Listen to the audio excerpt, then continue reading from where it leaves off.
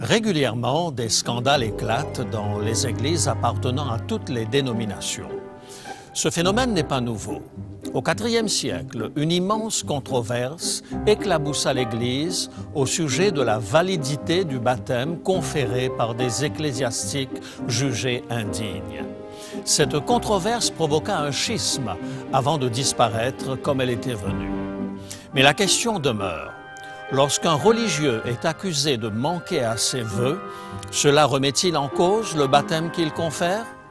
Prenez votre Bible et nous tirons cette affaire au clair après le générique.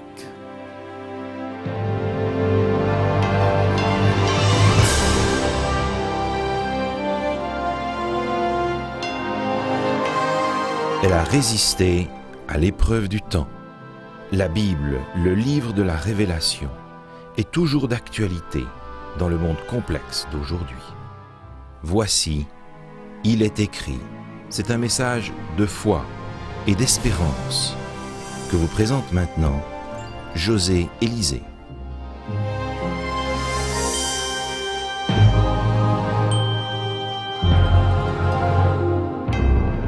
Au IIIe siècle de notre ère, l'Empire romain rendait la vie difficile aux chrétiens. La liberté de vivre sa foi était assortie de la condition de reconnaître César comme Dieu. D'une manière générale, les religions païennes de l'Empire s'en accommodaient, car elles étaient pour la plupart polythéistes. Par contre, c'était un problème de taille pour les Juifs et les chrétiens qui adoraient un Dieu unique, le Créateur des cieux et de la terre.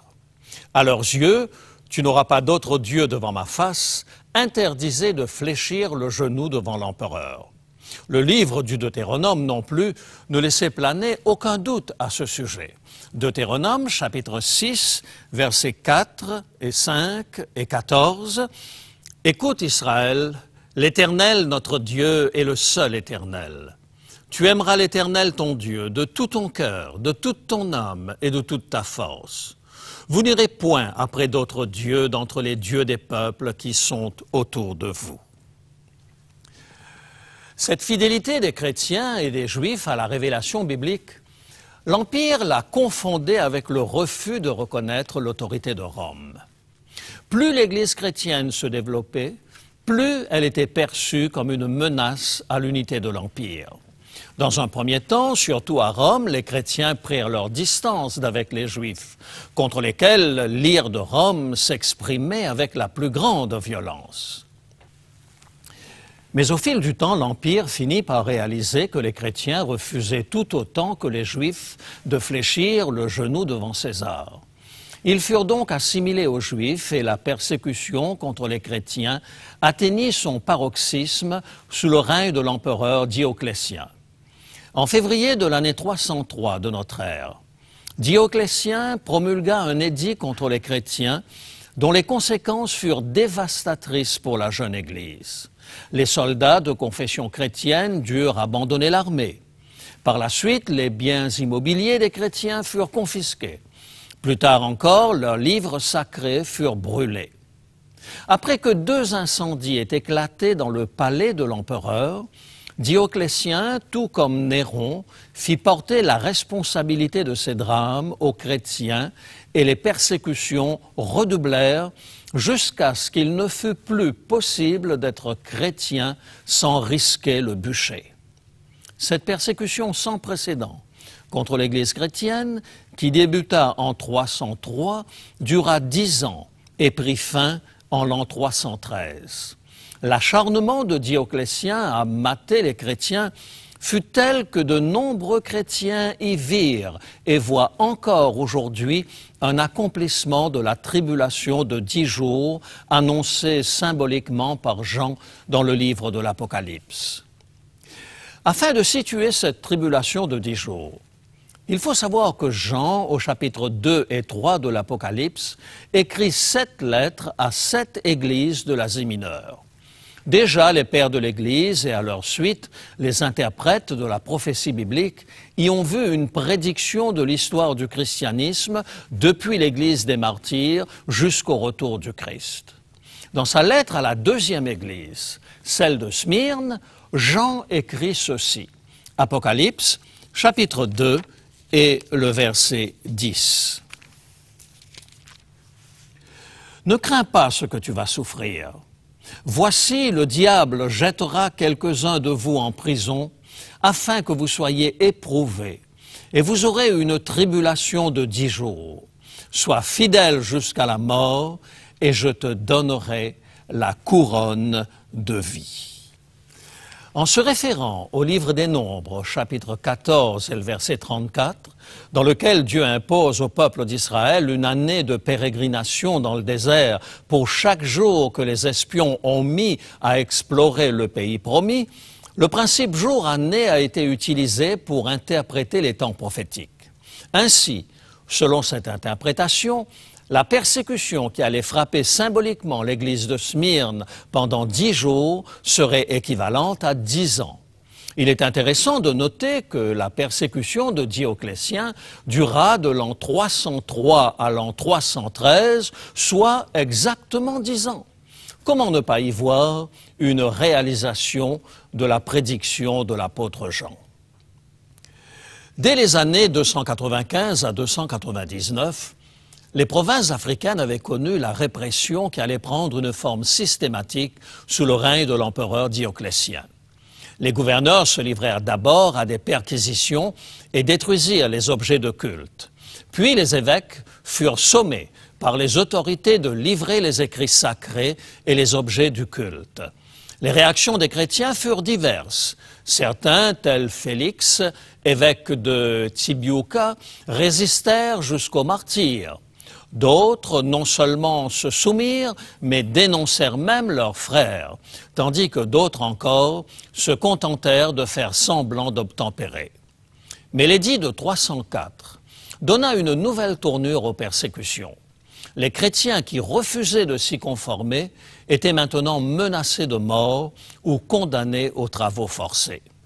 Cependant, face au développement du christianisme, les successeurs de Dioclétien assouplirent leur position et après la conversion de l'empereur Constantin, le christianisme devint religion d'État.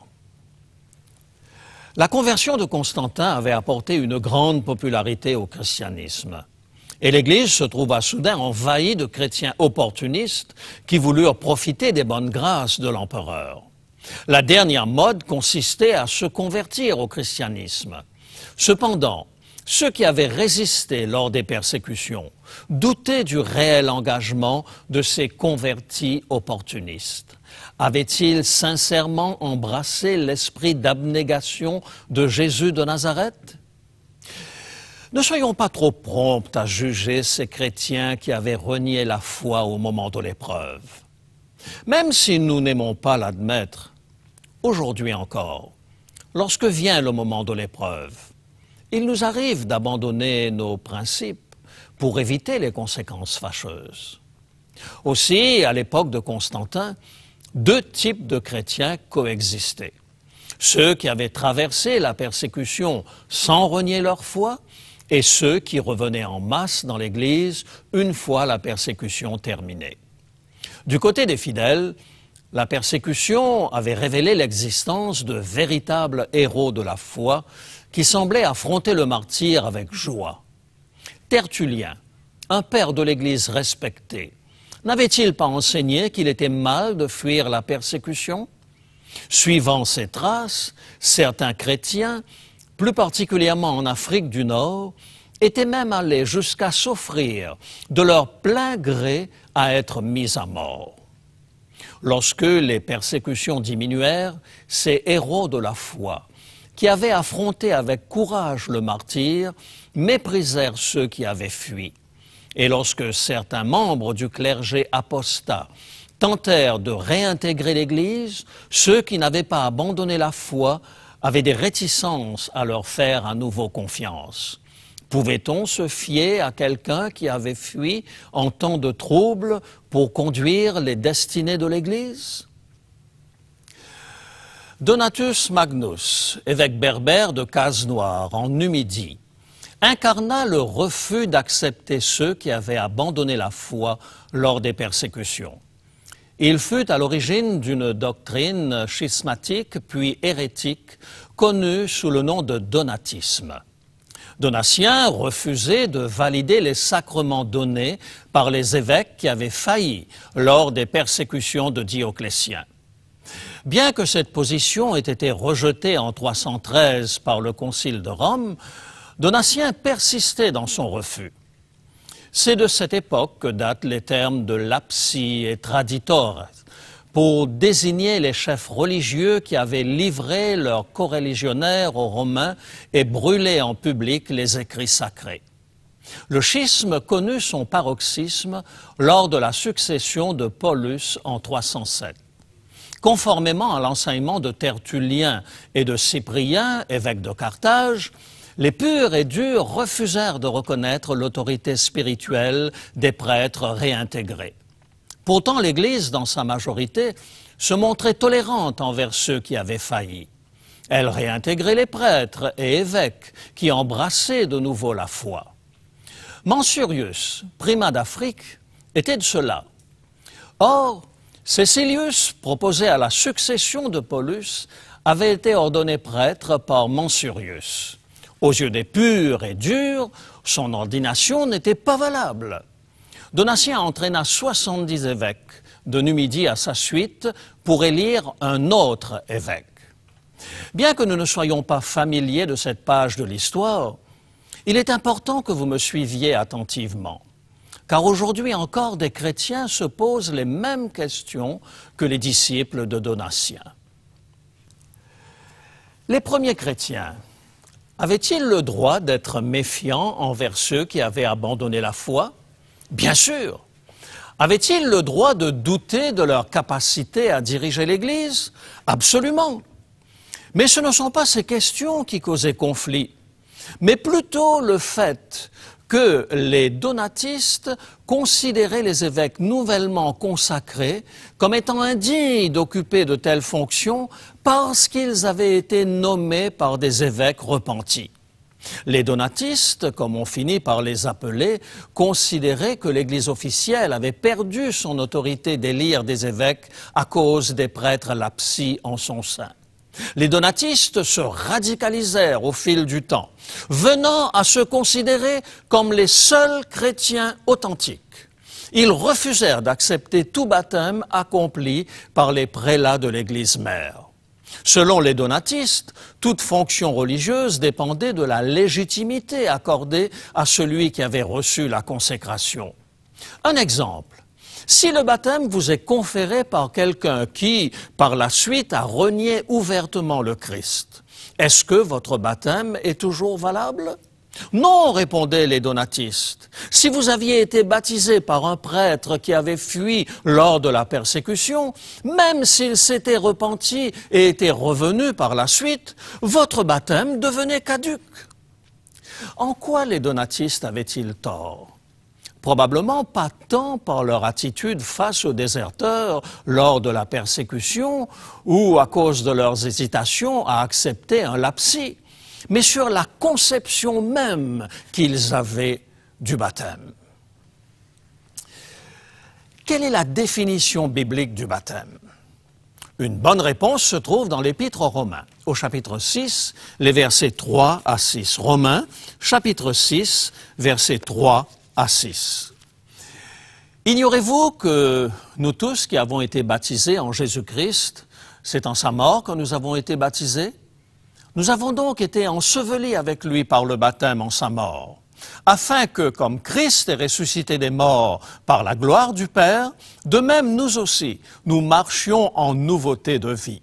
En effet, si nous sommes devenus une même plante avec lui par la conformité à sa mort, nous le serons aussi par la conformité à sa résurrection, sachant que notre vieil homme a été crucifié avec lui, afin que le corps du péché fût détruit pour que nous ne soyons plus esclaves du péché.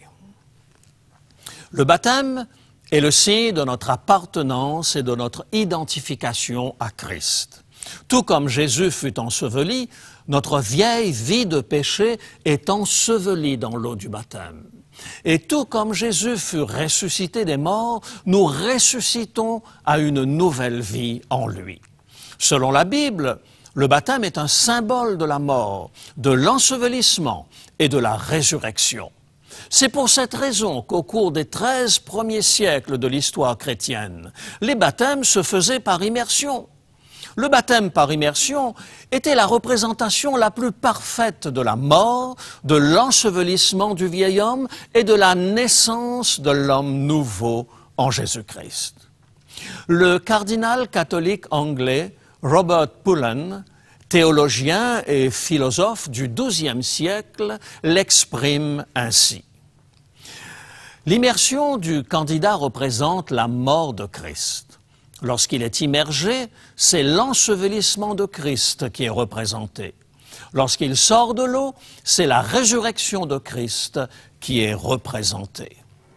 Selon la Bible, votre baptême est une manifestation tangible et publique de votre foi en la promesse du pardon et du salut en Christ.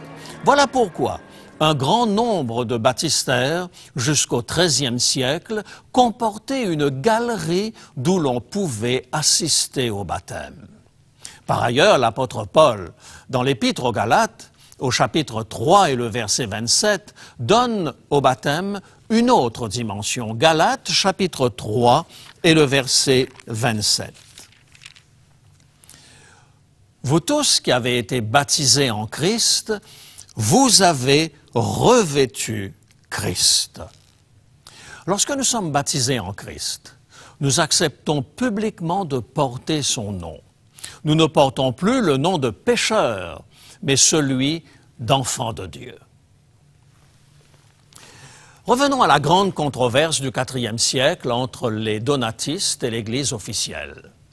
Selon la définition biblique du baptême que nous venons de voir, croyez-vous que le fait d'avoir été baptisé par un prêtre lapsi pendant la persécution rend nul le baptême? En transposant la question au XXIe siècle, nous pourrions dire, croyez-vous que le fait d'avoir été baptisé par un prêtre pédophile ou par un pasteur adultère rend votre baptême nul? Faut-il désespérer parce que celui qui nous a baptisés a apostasié? Parfaitement, disent les donatistes. Absolument pas, répond la Bible. Pour bien saisir l'enjeu, il est important de savoir comment l'Église recevait dans son sein les nouveaux croyants. Actes, chapitre 2, versets 41 et 47. Actes, chapitre 2, versets 41 et 47. Ceux qui acceptèrent sa parole furent baptisés. Et en ce jour-là, le nombre des disciples s'augmenta d'environ 3000 âmes. Et le Seigneur ajoutait chaque jour à l'Église ceux qui étaient sauvés. Résumons-nous. Romains chapitre 6 nous a appris que nous sommes baptisés en Christ. Galates chapitre 3 nous rappelle que lorsque nous avons été baptisés, nous avons revêtu Christ. Et ici, l'auteur des Actes ajoute que c'est le Seigneur qui a ajouté à l'Église ceux qui étaient sauvés. La conclusion logique, c'est que votre baptême ne dépend pas de la fidélité du prêtre ou du pasteur qui l'a administré. Votre baptême, c'est-à-dire votre mort, votre ensevelissement et votre résurrection à une vie nouvelle en Christ, est une alliance sacrée entre Jésus et vous. Dans sa première lettre au chapitre 3, le verset 20, l'apôtre Pierre confirme cet enseignement en utilisant un parallèle entre le déluge et le baptême. 1 Pierre, chapitre 3, versets 20 et 21. Lorsque la patience de Dieu se prolongeait, au jour de Noé, pendant la construction de l'arche, dans laquelle un petit nombre de personnes, c'est-à-dire 8, furent sauvées à travers l'eau, cette eau était une figure du baptême, qui n'est pas la purification des souillures du corps, mais l'engagement d'une bonne conscience envers Dieu et qui maintenant vous sauve, vous aussi, par la résurrection de Jésus-Christ. Tout comme l'arche assura le salut de la famille de Noé, le baptême vous assure le salut parce que vous acceptez le salut en Jésus-Christ. Remarquez deux choses importantes ici. Premièrement, le baptême en lui-même ne vous sauve pas. Il n'est qu'une démonstration publique de votre foi en Christ. Le baptême n'en devient pas pour autant optionnel, car la Bible en fait un sacrement. Lors de sa prédication le jour de la Pentecôte, Pierre invita le peuple à se repentir et à être baptisé au nom de Jésus pour la rémission de leurs péchés. Ainsi, c'est Jésus qui vous sauve et non la cérémonie en elle-même. Deuxièmement, Pierre précise que le baptême n'est pas la purification des souillures du corps. En conséquence, l'immersion ne vous apporte aucune purification physique. Le baptême est l'engagement d'une bonne conscience envers Dieu. Nous nous faisons baptiser parce que nous croyons que Dieu nous sauve. Les donatistes pouvaient remettre en question le bien fondé de la consécration d'un évêque lapsi, mais non la validité du baptême conféré par celui-ci. C'est la relation du catéchumène avec Dieu qui valide ou invalide le baptême, pas la pureté morale de celui qui le confère.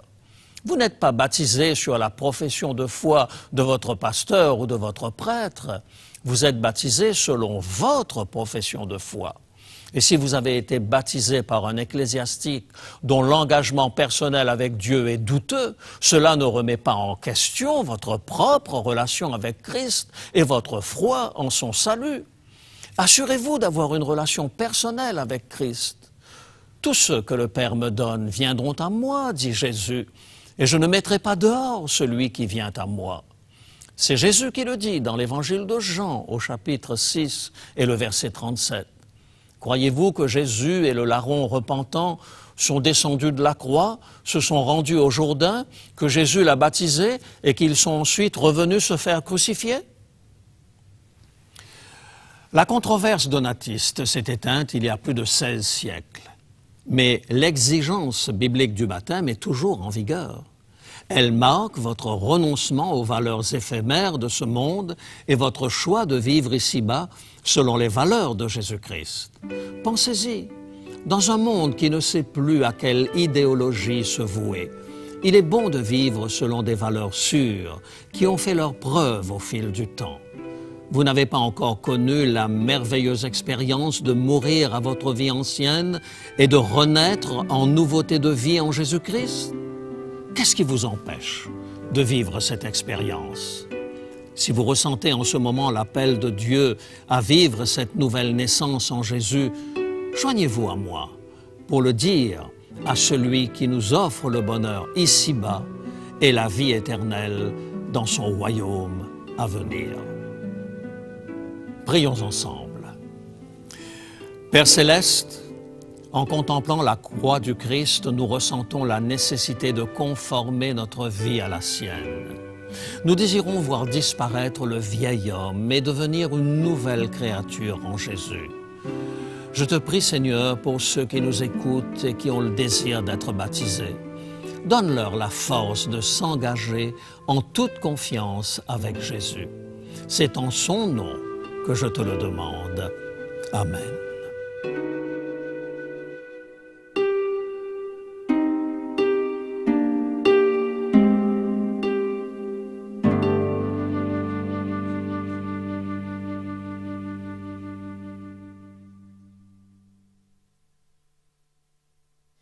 Jean-Guy, José nous a parlé aujourd'hui du thème du baptême. Il y a beaucoup de conceptions du baptême, parfois de controverses par rapport au baptême. On baptise les bébés, on baptise des jeunes gens, on baptise des adultes. Toi, tu fais partie de ceux qui ont été baptisés à la fois bébés et plus tard en tant qu'adultes. Alors explique-nous un petit peu ton histoire. Alors, moi, je dois dire que, évidemment, né dans une famille très, très catholique, j'étais servant de messe aussi, puis tout ça, mais le baptême par immersion en tant qu'adulte, j'avais jamais entendu parler de cela. Tu avais été baptisé en tant que bébé, en tant que nourrisson? Exactement. C'est ça. Et puis, quand j'ai commencé à lire la Bible, je me suis aperçu que on pouvait naître de nouveau. Et je ne comprenais pas trop qu'est-ce que ça voulait dire. Aujourd'hui, je sais que notre première naissance, on ne la choisit pas. Mais Dieu donne l'occasion à chaque personne de recommencer à neuf une vie toute nouvelle. Et pour moi, c'était une découverte absolument extraordinaire. Ce que tu veux dire, c'est que de la seconde naissance, la nouvelle naissance, on est participant. C'est ça. C'est Dieu qui le produit en nous, mais c'est nous qui choisissons. C'est en même temps un choix de notre part. C'est un choix. Donc ton deuxième baptême, même si on ne peut pas vraiment l'appeler comme ça, le premier n'était pas vraiment un baptême, mais ton baptême d'adulte a été un choix. Oui. Le premier, évidemment, on ne choisit pas, nos parents le font pour nous. Mais en tant qu'adulte, on l'a choisi un peu comme Nicodème, un jour, a choisi de naître de nouveau à un âge très avancé. Alors, dis-nous un petit peu comment s'est passé ton baptême, comment tu l'as vécu? Alors, moi, écoute, j'ai lu la Bible pendant pratiquement 2 ans avant de faire ce choix-là. Je voulais vraiment comprendre. Ce qui m'interpellait beaucoup, c'était de voir que beaucoup de monde lisait la Bible, puis il y avait plusieurs dénominations différentes. Et moi, je voulais certainement pas recommencer une expérience négative. Alors, je voulais vraiment savoir dans quoi je m'engageais avant vraiment de prendre le baptême. Donc, tu as étudié la Bible, étudié le message de l'Évangile? Vraiment étudié la parole de Dieu avant de faire ce choix-là. Et quand tu as eu la conviction? Oui, ça a été extraordinaire. Je savais que je pouvais recommencer ma vie à neuf. Et là, tu as été baptisé par immersion? Exactement. C'était dans un fleuve, dans un lac? Dans une grande piscine. Dans une grande piscine. Oui. Tu te souviens bien de ce moment-là? Très bien, même. C'était un moment important dans ta vie. Mémorable, oui, qu'on ne peut pas oublier. Et qu'est-ce que tu dirais à ceux et celles qui se posent la question aujourd'hui? Est-ce que moi qui ai été baptisé en tant qu'enfant, en tant que bébé, j'ai vraiment besoin d'être rebaptisé, entre guillemets, d'être baptisé en tant qu'adulte? Oui, parce que nos parents ne peuvent pas faire ce choix-là pour nous. C'est nous, en tant qu'adultes, qui décidons si vraiment ça nous intéresse de suivre le Christ. Et pour moi, un chrétien est véritablement un chrétien quand il a le goût de lire la Bible, parce que c'est l'héritage que Dieu nous donne, c'est sa parole qui nous nourrit, et c'est vraiment important de pouvoir lire la parole de Dieu. Sinon, être un chrétien, ça ne veut rien dire. On suit n'importe qui, n'importe quoi. Savoir qui on suit, qui on aime et quel choix on fait. Exactement. Merci Jean-Guy pour ton témoignage. Bien. Si vous voulez vraiment savoir ce que dit la Bible par rapport au baptême, alors demandez le petit ouvrage qu'il est écrit, vous a proposé, vous a préparé aujourd'hui. Pour seulement 5 $, vous pouvez recevoir ce petit ouvrage intitulé « Le signe d'une vie nouvelle ». Vous y trouverez une étude biblique solide sur le baptême tel que Dieu l'a voulu et tel que Jésus l'a vécu. Alors n'hésitez pas, demandez votre exemplaire de ce petit ouvrage « Le signe d'une vie nouvelle ». Voici maintenant comment vous pouvez l'obtenir. Pour commander l'offre du jour, composez maintenant le 514-729-3515 ou encore utilisez notre ligne sans frais 1-866-729-3515. Veuillez parler lentement.